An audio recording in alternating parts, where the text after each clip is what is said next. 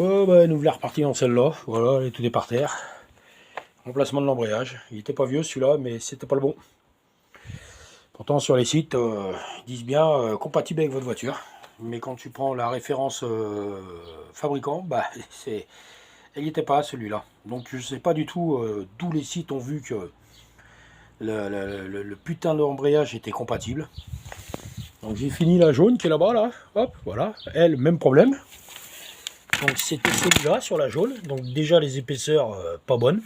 Donc elle avait le même souci. Voilà. Donc là j'en suis pour 2 embrayages que j'ai fait sur ces bagnoles. Et bah on a tout retombé parce que ça va pas.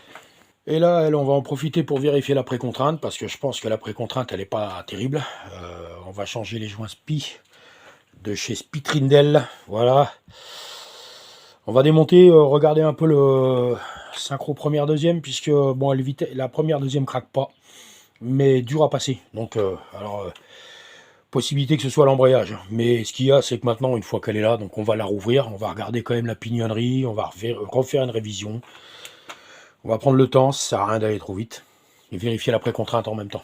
Voilà. Et ça c'est la prochaine, c'est une boîte Renault, une JB. Je vais me refaire la main là-dessus. Bon, je l'ai acheté d'occasion à la 300 000. Bon, déjà vu le jeu qu'il y a dans l'art primaire, je pense que les roulements et tout sont morts dedans. Mais enfin le but c'est surtout pour se faire la main dessus.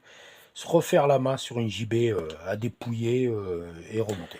Ouais bon là j'ai pas filmé, mais la butée de celui-là, elle est complètement HS. De toute façon quand j'embrayais à fond j'entendais un couinement, un gling-gling, mais la butée elle tourne complètement dans le vide. Donc je vais regarder, mais je pense qu'il doit avoir 1 an grand maximum.